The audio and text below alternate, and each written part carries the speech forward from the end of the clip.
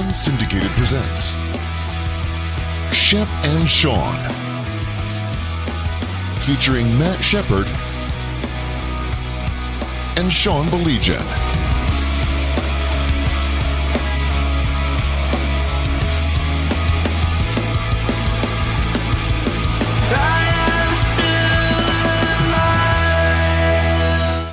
What is up? Glad you can join us wherever you may be. It is Thursday morning. Lions are finally back. I know it's fake football. We'll get to it. I still love it. Is Yes. it fake football? Yes. Do you think it's fake football for the guys who are trying to make this team? No. Do you think it's fake football for the guys who are trying to put tape together for other teams, knowing that they probably got a long shot at making this squad? I don't know. I mean, I don't think so. And I think it's become a little bit more important, Sean, now with only 3 games. Do you like the 3-game preseason, or do you prefer the 4, knowing that number 4 was a complete waste of time? I would like 2 because I like Really? Shep, and I'll tell you what, I think this is almost a complete waste of time. And I'll give you my reasons. But first, I want to get this out of the way. Look at us. We didn't even plan this. We're like the Bobbsey twins today. We're both repping our own kids, right? I got the DePaul shirt on. My son's a graduate of DePaul. He had no idea who Ray Meyer was. And I was like, yeah. And I was like, how can you not know that? And then I was like, oh, yeah, he retired 15 years before he was born. How about Joey Meyer? I think they all try to deny that Joey Meyer, rest his soul, ever happened. I got to be honest with you. Okay. How about Rod Strickland? Probably. It was funny because they have like this statue of him near the stadium. And Jack like texted me and he goes, who's this Ray Meyer guy? Knowing the smart ass that you are, you probably said, read the bottom plate. Right. Yeah. That's just like, come on. But you Anti-Ghost, of course, that's your boys' band. They got a concert tonight, right? I want to get that out of the way and give them a little plug. Yeah, they're at the Lager House in Detroit. Probably not the greatest timing considering the Lions preseason opener is tonight. I don't think my son really paid attention to that, nor should he. If you think it's a complete waste of time to watch preseason football, then at least it gives you an option to go out and watch some pretty good rock and roll. So DVRs are for a reason, Sean. Yes. And the DVR will be set for the Lions broadcast tonight. I will go support my son and enjoy his music, and then come home and watch the Lions and Giants and see how many fights they get into.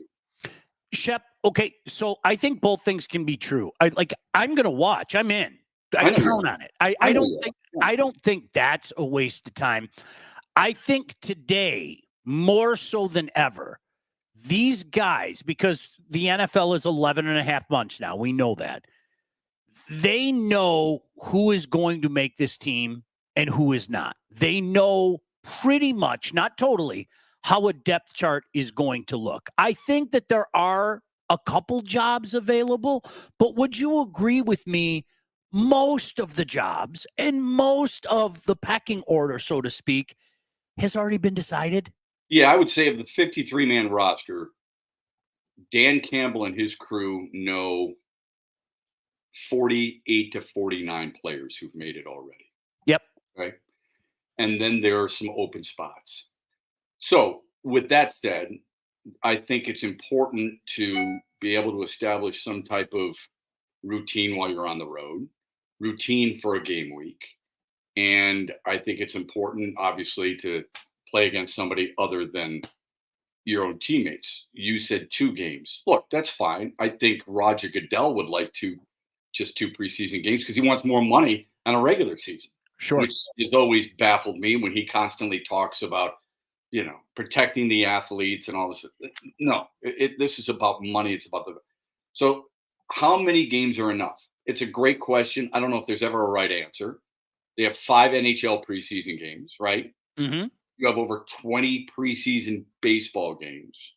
You've got 5 NBA preseason games. I've always wondered, who makes that schedule? Like, who decides 5 is right? Yep. How do you know? Yeah. Because I would ask you this. JB Bickerstaff's probably a bad example because he's brand new. You think Derek Lalone knows who is going to be on the Red Wings before the first preseason game? Do you think he's got an idea of his 25-man roster, right? Yes. I think he's got at least 20 names, right? He's got at least. Yeah. So do you need 5 games? I don't know the answer to that. Yeah. So maybe they all play too many.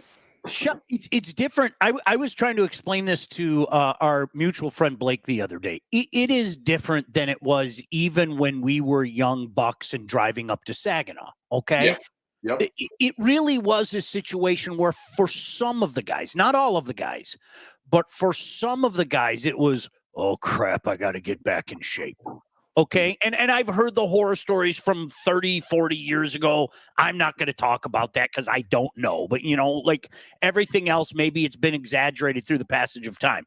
But I can tell you definitively, when I first started going to Saginaw, yeah, there were guys that would kind of mumble it and say, I can't believe how out of shape I got. So it really was a scenario for some, not all, to say, all right, there's a difference between being in shape and there's a difference in game shape. And for some, it was, okay, I just got to get in shape. Those days have been over for so damn long now. Yeah. This is 12 months a year. These guys are taking care of them. Well, how about 11 months and 2 weeks? A lot of guys, and I'm sure you've probably talked to more than I have, say, you know what, a couple weeks, I don't do anything. Right. And they deserve that.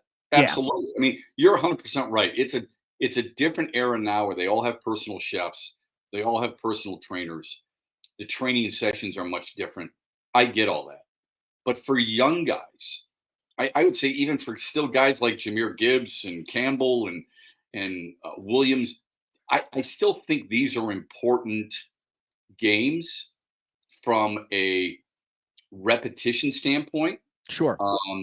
And from a knowledge, because everybody's tweaking their playbooks, right? Mm-hmm. So it's especially important for rookies. I mean, I would like to, I'm sure this is very challenging for Dan Campbell and Aaron Glenn and everybody on that defense. How much are we going to play Terrion Arnold? How much are we going to play Enos Rakestraw compared to playing a guy like Jack Campbell, for example? Those are all important. So 3 games, maybe you're right. Maybe it's too much. As long as they're getting the reps in practice, but I don't want them to be surprised on Sundays when they first clash with somebody who isn't wearing a Detroit Lions helmet. You know what I mean? Sure. Yeah. Well, it's funny, and I have this conversation a lot with younger kids, and I'm sure you've heard some kind of variation of this, because I get it. Like, I hate to sound like the salty old veteran and everything. I think especially when I was first in the business and when I would have to go up to Saginaw, as we were apt to do when we were younger, and okay, you got to go up, it's your week, go up and everything. I think there's a tendency to turn it into something that it isn't. And I'm not trying to disrespect it, but here's the analogy that I will use. I hear a lot of people say, well, I think it's very important that fill in the blank, Jared Goff, Jameson Williams, whoever. I think it's very important that he goes in and gets that rep. Okay, honestly, so let's peel all the layers away. Are you telling me the ultimate success or failure of the 2024 NFL season for Jared Goff is that one series that he gets in where he may hand the football off twice and may throw one pass? Right. Yeah. I totally get that. I don't think these are important for someone who has taken as many snaps, thrown as many passes, and called as many plays and read as many defenses as Jared Goff. Mm-hmm. It's pretty damn important for Hendon Hooker, though. I think it's pretty damn important for Nate Sudfeld if you're looking just at that position. You know what I mean? Yep. I think it's important for a Jamar Jefferson, for guys like that. So I'm not going to make it a huge deal for Penei Sewell, Taylor Decker, Frank Ragnow, or any of those. On the other hand, obviously for the backups, it's vital. The only thing I would caution is just because Jared Goff has taken a lot of snaps from Frank Ragnow so far in his career, and just because he does it in practice every day, doesn't mean that they don't think that's important to gather the symmetry that they need for in-game stuff too. Sure. Yeah. But you can do that, to your point, you can do that in 2 games. The bigger question many people would have is, can a coaching staff truly analyze and figure out whether or not certain players are worthy of making your team in 2 weeks' time or Yep. 2 preseason games times? Because it's Yep. obviously more than 2 weeks. Yep. I think Skydog brings up a good point. You guys remember how rusty they looked against Kansas City? Thank God KC was equally rusty, and one was holding out, or they would have been killed. Shep, I think there's validity to that, because I think as the years have gone on and some of the attributes that we talked about have jumped into play, I do think what you see early on in the season is a heck of a lot more sloppiness than you're going to see 5 weeks later, 10 weeks later, certainly at the end of the season. The first couple weeks of the season, there are a lot of moments. You know what I mean? Mm-hmm. I know you watched the Hall of Fame game. I mean, you're just a masochist in that regard. You'll watch spring football on TV. Yep. You'll watch flag football if you could, because the TV never leaves anything. You're not getting a rerun of Columbo on Sean's TV. It's all sports all the time. But and remember, Kansas City was missing 2 guys, Chris Jones and Travis Kelce. Kelce, I think, was hurt. Jones was the holdout. But I would say I think it's really important. We watched the Hall of Fame game. Look at how sloppy and unprepared, to a certain extent, both teams looked. If it's Caleb Williams, it's probably a little different story, because you're Chicago. You want to get him as many reps as possible without getting killed.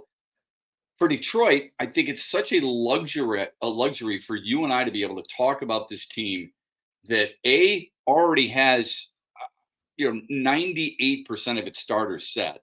Yep.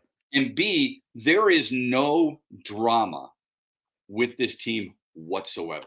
If the biggest drama is that the NFL is going to fine you $200,000 for fighting New York 8 times over a 2-day span, that's great. Yeah. But there's no drama on who the quarterback is, who your starters are, who's injured, who's holding out. Hello, San Francisco, things like that.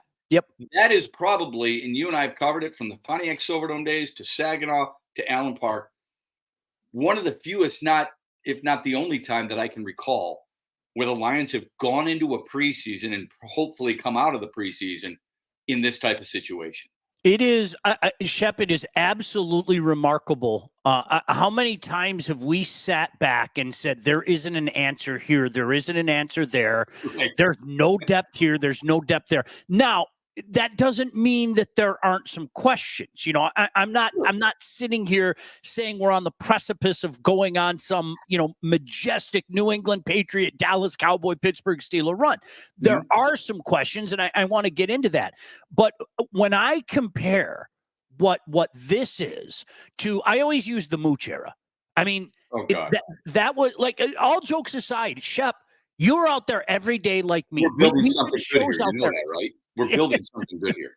We're building something good here. You were out there every day. There was nothing there. There was nothing there. Like, you had little pieces, but you were like, well, we need to add to this. We need to add to that. We need to, I mean, across the board. Yeah. Right now, I'm looking at a Detroit Lions where, like, if you decide we're going with this group of 5 wide receivers, you know what? Okay. Yeah. You look at the offensive line. Can I nitpick? Do I wish there was a little more depth there? Sure. You're talking about arguably one of the best offensive lines, if not the best offensive line in the league. The 100%. Running back room, the defensive line, more on that in a second. The linebackers, the cornerbacks, there are questions. We got to be honest. Sure. But in terms of depth, Shep, there's absolutely no comparison to years gone by with the Detroit Lions. And then it's a weird feeling because I'm used to being nitpick guy, and there's not a whole heck of a lot to nitpick right now. Well, you used to be nitpick guy, but before it was right in front of your face. Now you're really scaling back those layers of the onion, if you will, to try and find where the problem for this team truly is. You know who the defensive line is. You know who the linebackers are with Anzalone and Campbell and Barnes. You got a pretty good idea that Carlton Davis and Terrion Arnold are going to be your corners. Yep. I mean, I don't want to say there's not competition, because there's competition everywhere. The beauty is you've got guys that everybody going in goes, that guy's worthy of that spot. Yep. In the past, it was like, he gets it by default. You and I could say, sure, they got issues, but Sean, there's no cavalry coming, baby. Nope. There's nobody to Nope. save this, right? Nope. This is how long this season's going to be. Now you're looking at, okay, if that guy get hurt, you don't want him out for a long time, but at least you do have a little bit of depth in certain spots, right? Yeah. Yeah. It doesn't mean there aren't intriguing questions. It's intriguing to figure out who the backup QB is. Ooh, big deal. It could be a lot worse, man. There's a lot of teams out there wondering who their starting quarterback's going to be. Okay. There's a question on the third wide receiver, Khalif Raymond, Dante People Jones, whatever. Okay. There's questions a little bit in that secondary, and there's questions about the kicker. I mean, we're talking about flipping kicker, Sean. That's a good spot to be in. Where you and I can't wait to get past the preseason and get to the first game against the Rams rather than seeing what we've got, because we already know what we got. A couple questions. I'll tell you a little concern of mine. Skydog said, are you guys as worried about the linebackers as I am? And Rodney said, now we have to worry about scheme and packages. And Rodney, that's my point. This is a completely 180 to some of those camps that I was at, where and then people would tell you, I think this team is better than you think. I mean, how many times did we hear some variation of that? And I would go, based on what? Sorry, I have to say it. Matt Millen coming out with the beard. Okay. And the last day of camp in 2008, after not being there all week. I mean, he wasn't there. He was, the guy who was Sean. It was always photo ops with him. In that year, it should have told us everything, Shep. Like all of a sudden he wasn't there. And then he came out with a beard and he was very quiet. And he goes, I'm not going to do a lot of talking this year because I think this team's a lot better than people think. And I'm going to let their play do the talking. Oh, they did, Matt. Oh, did they ever? Shep, I want to get your thoughts on what Skydog asked about linebacker. I am worried about edge. I think, especially with Kaminsky going down, I am worried about edge. And I'm going to say this again. I think there's a big difference between having an organic pass rush and trying to manufacture a pass rush. In a perfect world, I want a unit out there. And when I say unit, with all those multiple pieces, where Hutch, McNeil, all these guys, I don't have to worry about doing something cute. These guys are going to bring it first down, second down, third down. I worry a little bit about the edge. Now, could an answer lie from the trash heap, so to speak? Yeah, it might, but that's a little concern of mine. And let's face it, you're talking about a very young secondary. I trust Brad Holmes. Yeah, but it's young. I probably worry a little bit. You and I both know defensive linemen rotate. Okay, so you're not going to see those guys out there on a long 10-play opposition drive out there for 9 plays. It's just not happening. You can't do that for defensive linemen. That's why you need the depth. You could make the argument, as much as people want to gravitate toward Carlton Davis or Terrion Arnold, I get it. But you could make the argument that Marcus Davenport is one of the most important players on this team, only from the standpoint that you need someone to help offset or work in tandem with Aiden Hutchinson. You got it. Whether you like Aiden Hutchinson or not, here's the bottom line. He's been a really productive player. He's been a dynamite player for Detroit, and he has been worthy of that number 2 pick, not just by sacks, but by quarterback hurries and quarterback pressures and all those ancillary statistics that go along with defensive linemen and defensive end. Is he TJ Watt or Max Crosby? No, not yet. But you know what? He's pretty damn good. You need someone to help him on the opposite side of that defensive line. Yeah, and you know what it reminds me of, Shep? It reminds me of the absurdity of trying to devalue Ndamukong Suh back in the day. Like, do you remember that? And I got to give Jim Schwartz credit. I can't believe I just said that.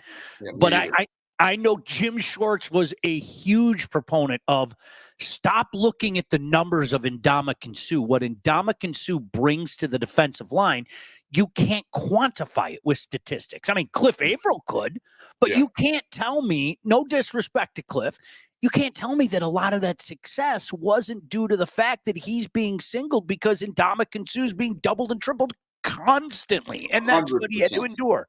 It's a great example. It really is. I used to mention the fact that he was out there playing every day, and look at the number of snaps he played. Yep. He wasn't just a dominant force inside. He was a consistent player for you. And look, I can tell you this. I wasn't a huge fan personally with him. I had to interact with him on a daily basis or try to when Yeah. I would go to Lions every single day except for Saturdays. And it wasn't a joy for me at all. But credit where credit is due, that dude was an absolute beast of a player. And the Lions defense, they haven't, I think in the entire Matthew Stafford era, I think they were only ranked in the top 5 twice. And Dominican Sue is a big reason why. Okay. You need that push up the middle. Defensive ends get all the money and they get all the accolades. And I get it. But if you pressure up the middle on quarterbacks, that scares the hell out of them. Yep. You need that for sure. Yep. Ray, the old saying of defense wins championships. Well, the Lions have to win it because of its offense and an average defense. And can I start with this? And I've said this for years, and now I don't get as many people arguing with me anymore. Mm-hmm. The NFL isn't that way anymore, man. It isn't. I mean, there are rules that are basically in place to punish defenses. Right. You've got to score. That's real. And Shep, I used to say that 5, 6, 7 years ago. And, the 3-year Letterman of the world. And let me tell you something. I was at Berkeley High. Look up the numbers, 84, 85, 86. Defense wins championships. It did then. Yeah. Okay. Not in the NFL today. They want to go away from that. They really, truly do. Evolve yes. a little bit. Yes. Is what you say. And you know what? There's a lot of cliches. You and I have said this before. There's a reason they're called cliches. It's because oftentimes they're true, right? Yeah. We get stuck in certain cliches in sports. Football, like you just said, defense wins championships. I'm not going to say I don't want a good defense because I do, but you got to be able to score the ball. Baseball, pitching and defense wins. Well, guess who has the number 1 pitching in all of baseball? Seattle. And Seattle is, give me teams that can score runs and consistently, and you're going to be in pretty good shape. You're going to be able to score, okay? Tigers can't score with a damn. Basketball, got to have a point guard to run things. How many tall guys at 6'7" and 6'8" are handling the point these days? Mm-hmm. We've got to think a little bit wider than just falling back into certain arguments and believing those that held true in 1970 for Steve Carlton on the mound and Steve Bartkowski under center are the same here today, because it's not. Tony Dungy said this, I would say probably 8-9 years ago. And it was one of the games, and I was like, that is the most simplistic way to describe the NFL, and he's spot on. He said the NFL is today is what can your quarterback do to the opposition, and how can you make the opposition's quarterback miserable? Right. That's the NFL. Beautiful. That's it. That's the NFL today. And that's the way they like it. And guess what, guys? The recipe works. I mean, The NFL is king by a mile. The NFL knows what it's doing, and that's the league today. How many really good, dare I say, great teams have won a championship with a subpar quarterback? Not many. Mm-hmm. Why do you think general managers are always saying it? I'm sure you've watched it too, Sean. I love the hard knock stuff. I really do. But I like the offseason one with the Giants going on right now. And what did they talk about the other day in their episodes? They're like, okay, so here's what we're going to do. Is they got ready for draft day. Here's what we're going to do. Because they had a choice of quarterbacks. They could have taken Michael Penix. They could have taken J.J. McCarthy. And they said, we're going to give Daniel Jones some weapons. So they drafted Malik Neighbors, who I happen to think is going to be the best wide receiver in the draft. But I digress. They are constantly, to your point, thinking about the quarterback position. Do we upgrade or do we help the guy that we have right now? General managers in the past. I remember in Cleveland talking with Ozzie Newsome. And I said to him about the quarterback position. And you and I both respect the hell out of him. He's a Hall of Fame general manager. Hell of a tight end in Cleveland. Mm-hmm. But a hell of a general manager with the Baltimore Ravens as well. And I said to him, hey, what do you think about quarterbacks and why people are always looking for? He says, if you're the general manager, if you have a quarterback, or if you don't have a quarterback, you're constantly searching for one. That told me everything I need to know. You've got to have that position. Now, it doesn't mean you're always going to win. Like Jacksonville feels like they've got their quarterback, and they better because they signed him up for a long time. But Trevor Lawrence and company didn't get to the playoffs a year ago. Now, they started 8-3, and then he got hurt a little bit and hobbled his way through to the end of the season, and they did finish above 500. But you've got to have your quarterback, and then you can kind of fill in around it. Personally, I like what the Lions have done, build from the inside out, the line, but everybody's looking for that signal caller. Otherwise, you wouldn't see as many high draft picks going that route, knowing that they don't always cash in on. Yeah. Yeah. It's interesting. Skydog, I would say all the Giants quarterbacks were average. Phil Simms had an incredible run. That Super Bowl, correct me if I think he was 22 of 25. It was insane. And then remember, a few years later, he gets injured and Jeff freaking Hostetler comes in and wins a Super Bowl. I mean, that's the way it is. It's amazing. But Phil Simms, to his credit, was he not an MVP? Yes, he was phenomenal. He was phenomenal. He really was. We can call their careers, if you want, an average. I would call Phil Simms above average. Wouldn't call him a great, but above average. He's not below average. In his career, he wasn't below average. No. I mean, I suppose there are certain guys. There are sections to every rule. Don't take this die hard. I'm not saying Trent Dilfer, okay? I'm not saying Jay Schrader. I'm not saying guys like that. But for the most part, you look at, find me the Super Bowl winning teams that had a bad or below average quarterback. There's just not that many. No, Some of them get you there. Tony Eason got you there. Jim McMahon, I suppose, to a certain extent, because it was Trent Dilfer. Trent Dilfer, that's, I mean, really, the list is small. It's somebody said Eli was a legend. You know what? Say what you want about Eli Manning, but that was a guy, when the moment called for it, he upped his game. And as you were talking about the Ravens, I think of the much maligned Joe Flacco. Hey, do yourself a favor, do a little, not a lot, do a little. Go look at what Joe Flacco did during that era, especially at playoff time. Yeah. Like he was a different guy. I mean, his numbers, I always say this about Troy Aikman too. Troy Aikman, yes, he had so much around him, that defense, the triplets, all that stuff. Yeah. But go look at Troy Aikman's playoff stats during that era. It was like he was here and then he went like that, when it was money time. And you gotta give him his love. Yeah, absolutely. Look, man, people rip on Eli Manning. I'm not saying he's a Hall of Famer.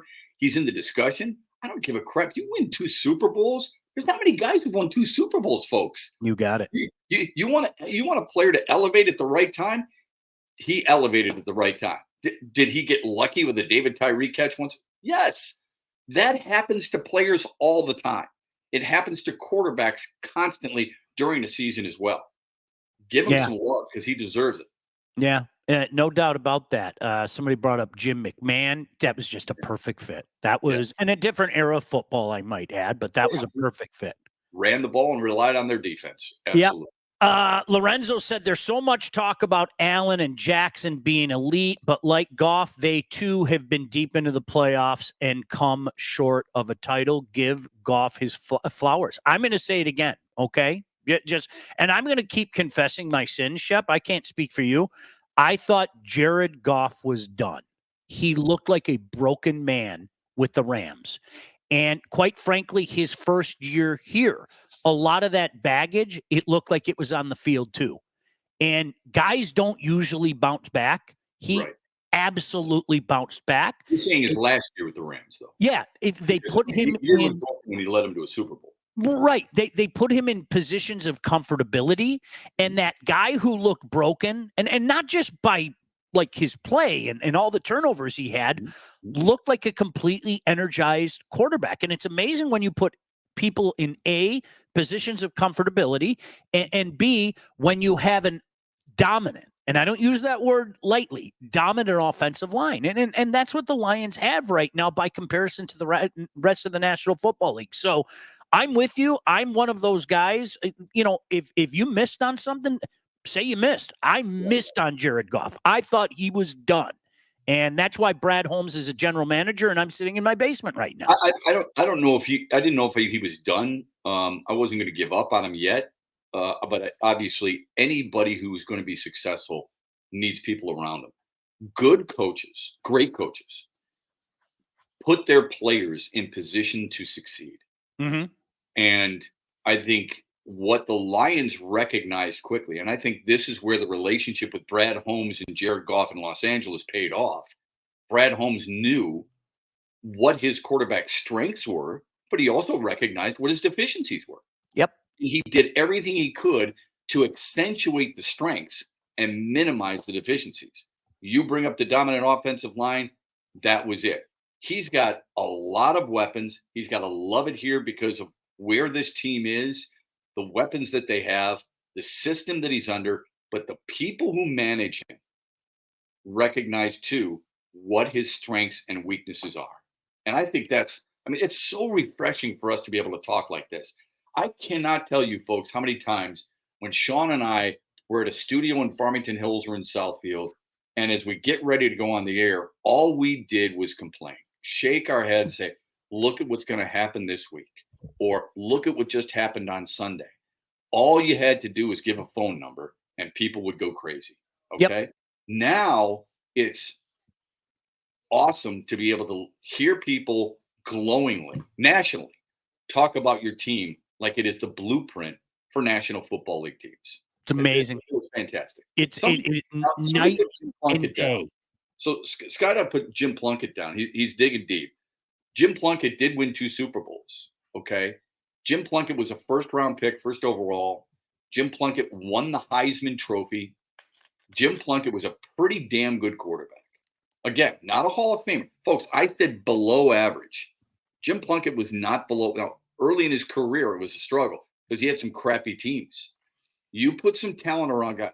Every quarterback needs talent, man. That's why it's a team sport. That was an Al Davis reclamation project. Give 100%. Like yes. What he became when he went to the Oakland Raiders and later the LA Raiders, it was a different quarterback. Let me tell you about our friends at Legacy. We'll get back to more of your comments in just a second. But did you know that thousands of Metro Detroiters have already called Legacy Partners to get help with their home and auto insurance?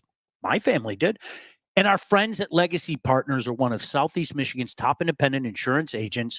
And I can tell you definitively, they provide a full-service, one-stop solution for all of your insurance needs, personal and business, large and small. The difference between Legacy and others, they help people like me by fixing mistakes other agents have made, asking the right questions to get the right coverage put in place to properly protect you. And who is kidding who? Right now, help save you money, and that's what it's all about. Chances are, if you haven't checked your policies in the last year, you're paying too much, and you could be underinsured. So what are you waiting for? Give Legacy Partners a chance to help with your home, your cars, life insurance, Medicare enrollment, or your business insurance needs. Did I mention they're great guys? No, legitimately. Had them over for a barbecue. Great guys. Call them today, 586-209-4106, or visit legacypartnersins.com to get started with your new quote. Somebody brought up, I want to read what Ray said. The 49ers could win a Super Bowl with Brock Purdy. Would you call him or elite or just a lucky break to be drafted by the right team for him? A couple things come in place. We don't know like what his, and I hate this term, but I have to use it in this context. I don't know what his legacy is. I don't know. It infuriates me. ESPN started this probably a decade plus ago, constantly talking about a guy's legacy. LeBron James, what's his legacy after the Miami Heat lose this final? I don't know. He's got 13 more years to play. Can we just pump the brakes a little bit and wait? All right. So I don't want to talk about Brock Purdy's legacy. Can I tell you, Shep, what I see out of Brock Purdy? Sure. I see a young quarterback who at times looks shaky, but when the moment is called for it, has found a way to make big plays. That's what I see at a Brock Purdy. Am I going to put him in the rarefied air, the elite air, so to speak, of some of the quarterbacks in the National Football League? Absolutely not. But he fits hand in glove with what San Francisco does. And I've watched him, and sadly, we all watched him take his game like that when the moment calls for it. And I got to give him credit as such, because I was one of those guys last year saying, look at this guy. He is shaky. He's shaky. And then I watched him get it back. That was a bit between Blake and I late last football season. And then I watched the guy get it back. So, Ray, I understand what you're saying, but I hope you understand what I'm saying. I can't talk about his legacy yet. All I can say is what I've seen out of him. And this is a guy that, sure, like a lot of young quarterbacks, he has his shaky moments. But, boy, Shep, when the moment is called for it, he's made some pretty big plays. I guess first of all, there's no reason to talk about a legacy of a 24-year-old. None. Okay. So that is something we have to wait and see. For some reason in our society, we feel the need to immediately start labeling players and coaches and teams and labeling and trying to figure out rushing their careers through. Right. So it's not right. Yeah. I guess I would ask Ray and anybody else this. If I said to you, you could have a quarterback who threw for 4,300 yards, completed 69.5% of his passes, had a really good touchdown to interception ratio in 31-11, and had one of the better quarterback ratings. Granted, struggled at times without Deebo Samuel, but there's plenty of quarterbacks who, when they lose one of their top weapons, may struggle. Would you take that person? Oh, and by the way, didn't do it by himself, but no quarterback does, helped lead his team to 12 wins, a division title, a number 1 seed, and a Super Bowl. Would you take that player? I don't know what has happened in Detroit where we feel the need to justify our thinking by breaking down and knocking down a guy like Brock Purdy. And I think some of it has to do with this. He's Mr. Irrelevant. So it was a cute little story coming out of Iowa State. And it was really cool when he was there under the tutelage of Jimmy Garoppolo and company. But then suddenly when he makes it and he gets all these flowers and love from the national media and people are talking about him, we suddenly have to find a way to tear him down. I don't know why we feel the need to do that. I'm going to reserve some judgment on a guy who's 24 years old. And if you don't want to reserve judgment, if you want to make a quick call on a guy like that, see, it's funny. Somebody, they don't like Eli Manning, who wins 2 Super Bowls and is named Super Bowl MVP in both those Super Bowls, but we're going to disregard that. But we're going to take a shot at a guy like Brock Purdy, who is only 2 years deep into his career and is 17-4 all time and already played in a Super Bowl. Okay. To me, that makes no sense whatsoever. None. Shep, my default mode is to always go back to some hockey comparison. And if I may, can I present Chris Osgood?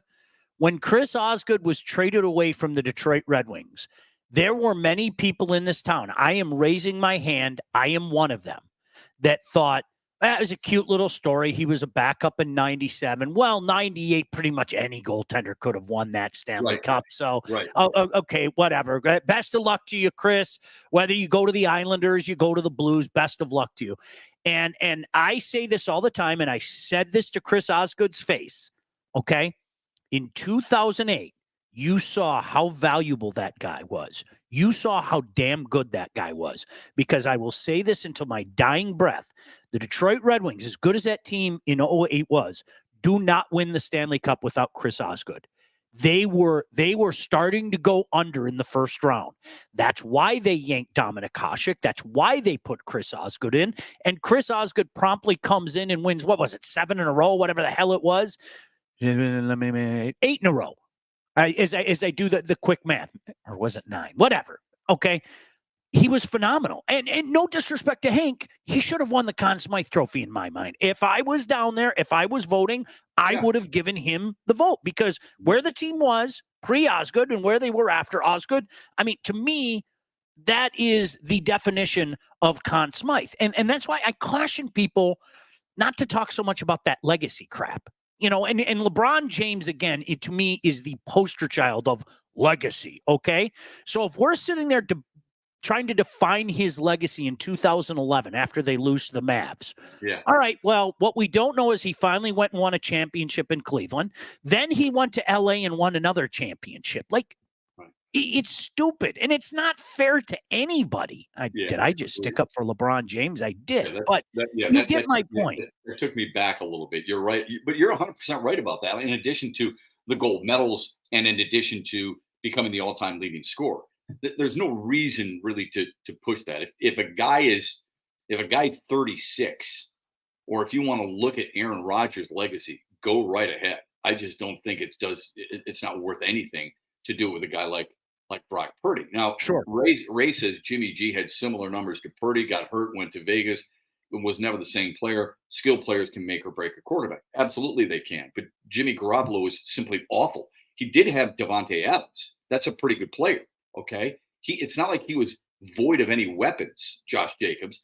Give me a break, man. I mean, he just didn't play that well. He had weapons similar to that of Tom Brady in New England, and he didn't really do as much as people thought he was going to do. All I'm saying, and find me, I think there's a lot of great quarterbacks. Joe Montana is my favorite player. He had great weapons. I don't care if it's Roger Craig. I don't care if it's Bill Ring. I don't care if it's Jerry Rice or whomever. Terry Bradshaw, Hall of Famer, had great weapons. Ken Stabler had some great weapons.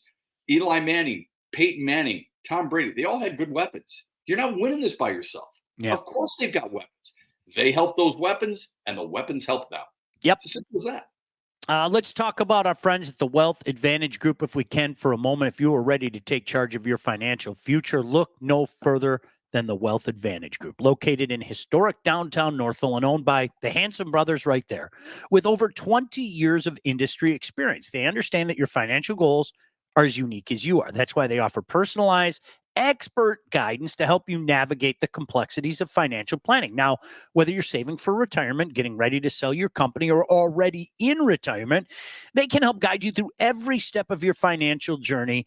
They work with clients throughout all stages of life and have clients in over 20 states. Look, the investment world is a complex one, but if you're ready to start taking your finances more seriously, it's time to work with the experts. Reach out to my friends at the Wealth Advantage Group at 248-773-8574 or visit their website at www.thewealthadv.com. Shep, you know what the biggest difference is? I think of all those years, and we always called it Lions or Radio Gold. You could talk about the Lions. The biggest difference to me, okay, is I have no problem looking you right in the eyes today and saying my expectation is for the Lions to win the NFC, period. And you know what? In years gone by, people would have snickered at you. People may have played the cornbread song. Where are the ladies at? Where are the ladies? Hey, can I have another glass of that Kool-Aid? Whatever the case may be. Shep, there's nothing wrong with saying that right now. You are not being a fan. You are not being a slap. Yeah, those are rightful expectations, and that's a pretty cool feeling. Embrace it. Look, I saw an interview with Cameron Jordan the other day, the really good defensive end for the New Orleans Saints. He was talking Super Bowl for New Orleans in what I consider the second weakest division in all of football. I think the AFC South is almost, if not more, weaker than the NFC South. If he's willing to acknowledge it, I'm not saying Lions players have to go out there and talk about it, but that's what they think. That's the goal. What's wrong with saying it? Yep. I said, I think it's Super Bowl or bust. Now, I think you need to get there. And I think that's good pressure. And I think it's realistic. The 100%. People the people who are unrealistic are in Tennessee saying, I really think this team can win the Super Bowl. That to me is unrealistic.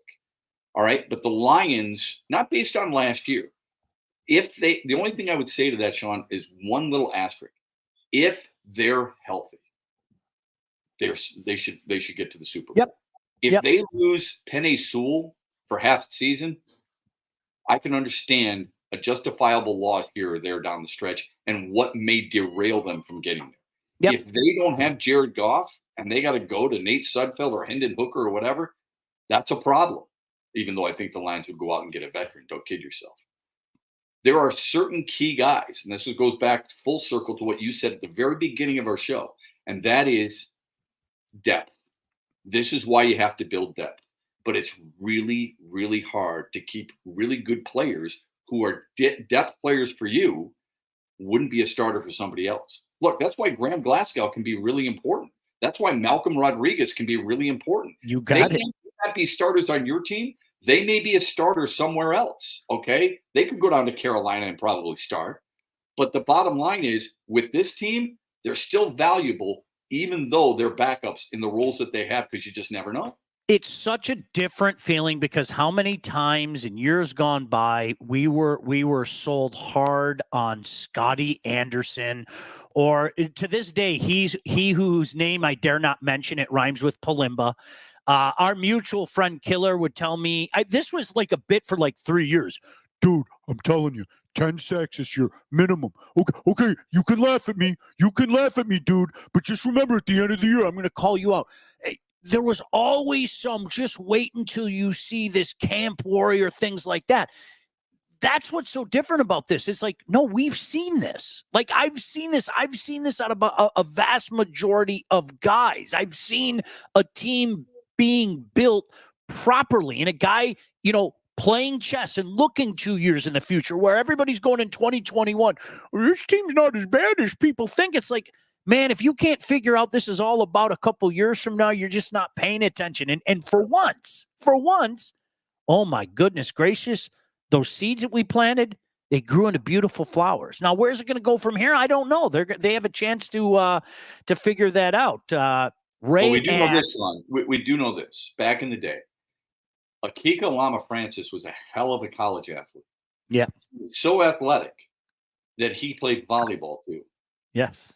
And if you don't want a volleyball player playing defensive end and being drafted in the second round, swat that shit down. You better go back to school. Spike it right in your face is what I'm going to do. Hey, before we leave, I was thinking about you the other day because I read an article that rated all the hockey front offices. Mm-hmm. And they broke it down into 5 categories. One I discounted, but it was basically, the vision is what I said, forget about the vision. I'm not going to take that as one of the categories. But it's about the drafting. It's about the free agent signing. It's about the trades. It's about the direction of the team. Mm-hmm. And they asked fans and whether or not fans truly are in. What is your level of confidence?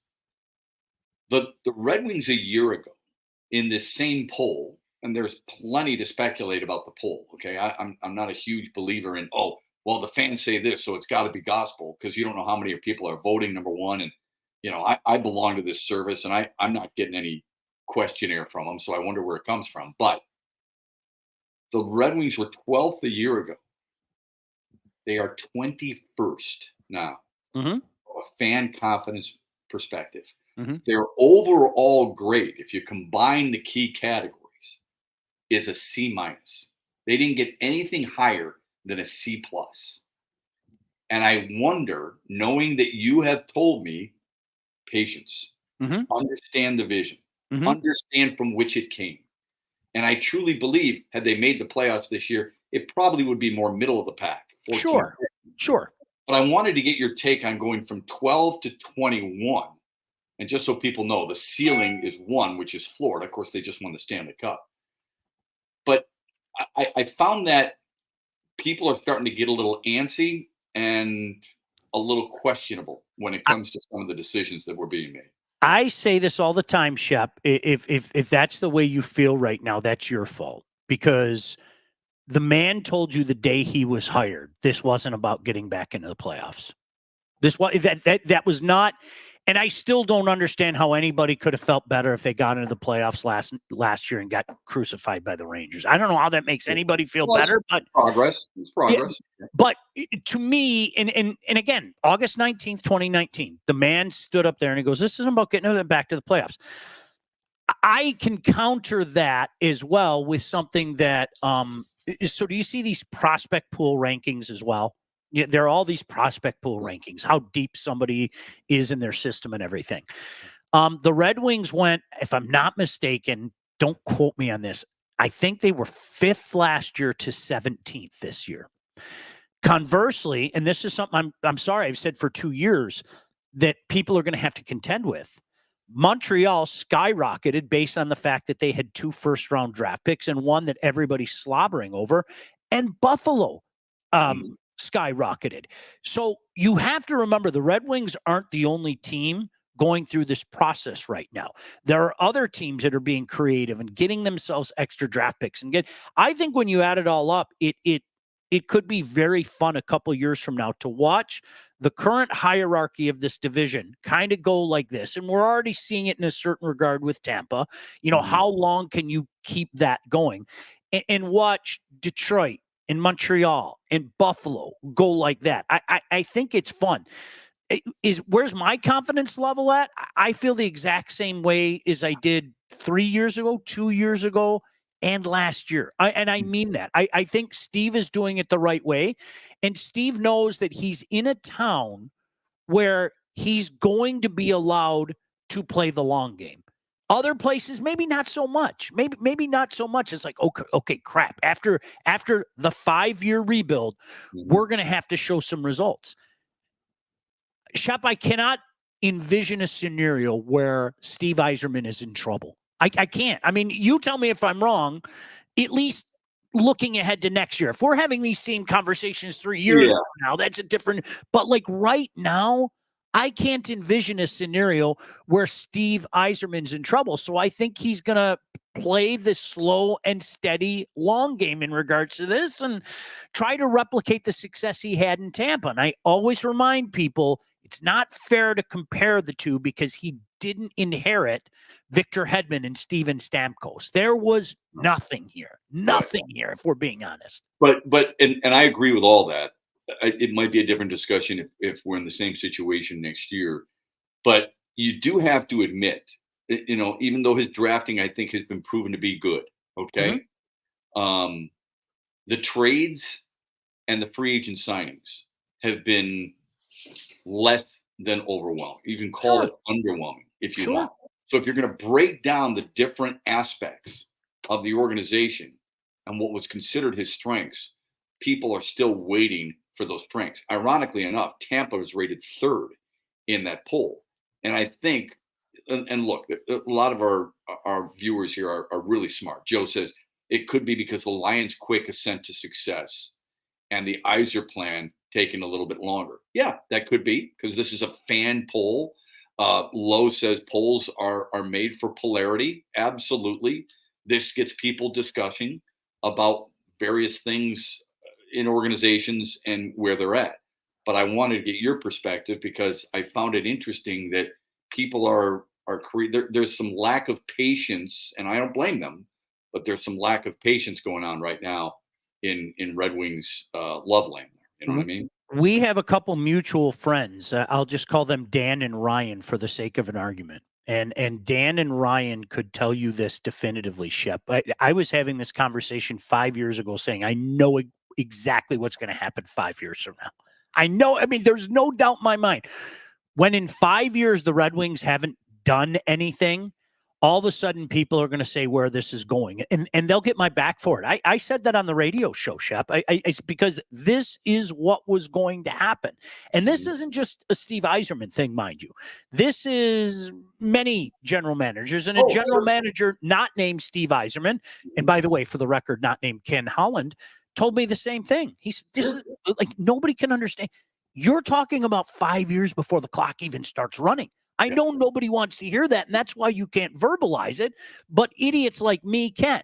I mean, that's where we're at right now, Let me tell you very quickly about Lindsay Broadwell before we get out of here. When it's time to get yourself a house, you're buying, you're selling both, you need to contact the right agent. Who do we talk about? There she is, Lindsay Broadwell. Your house is probably the biggest investment you'll ever make, and that's why you need a pro. Lindsay grew up on the mean streets of Northville and has expanded her team all over Southeast Michigan. She's an expert in all facets of the business. Now, when it's time to move, our friend Lindsay and her team will make sure you get the most out of your home and everything goes smoothly when finding your new home. Buyer, seller, first-time buyer, doesn't matter. Make sure you contact Lindsay at BroadwellHomes.com. She will help you with everything from start to close.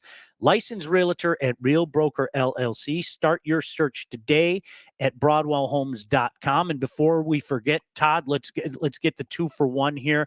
I can't forget about our friends at All About Catering. All About Catering LLC, full service caterer. They've done things for me. Rick and his gang are outstanding. Graduations, weddings, bridal showers, corporate events, anything you need catering for from 25 to 4,000 people. All About Catering will take care of you.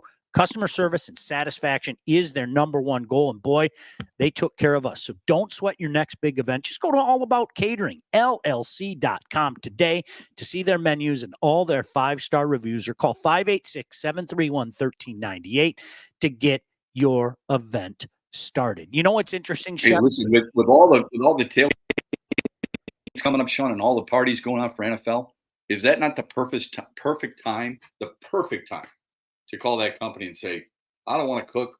Come on over, set us up, and let's have an enjoyable Sunday afternoon party watching the Lions. Shep, we did it for the graduation parties, as well as I do, because you have 312 kids. In a perfect world, it would be great if you could run around and shake hands and kiss babies and cook. Sometimes you can't. Yeah, I love to cook. Like, I love it. But when you got something like that, you're shaking hands, you're kissing babies, you can't sit at the smoker. So you're absolutely right. Shep, somebody asked, this will be the last thing before we bid you adieu, and we will talk again Monday. Somebody asked, who is the name we're going to be talking about tonight? Good, bad, or indifferent? I have a gut feeling.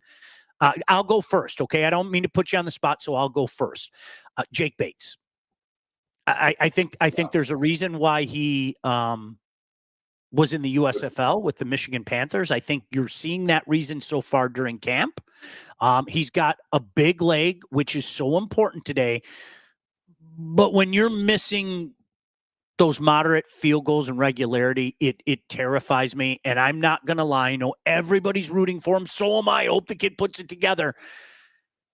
But I'm terrified of Jake Bates. How's that? Yeah, I don't blame you there. My hope is somebody kind of takes the lead in the third wide receiver position. Khalif. Yeah, Khalif. Donovan Peoples-Jones might be a guy. I'll throw out Enos Rakestraw only because he might get some decent reps there, and not like he's going to play 3 quarters a game.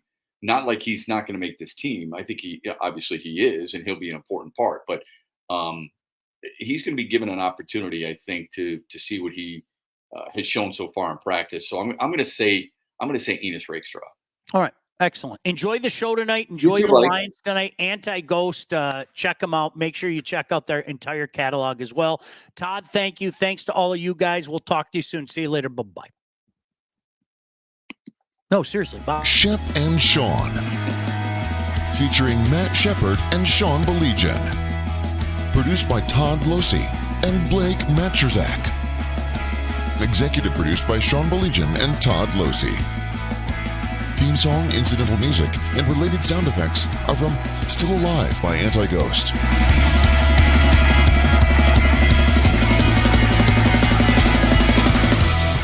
Engineering, mixing, and graphic design support provided by the Unsyndicated Podcast team. Don't forget to like and subscribe on all your favorite channels. While you're there, be sure to rate and review the podcast. Call the Unsyndicated hotline at 248-237-3257.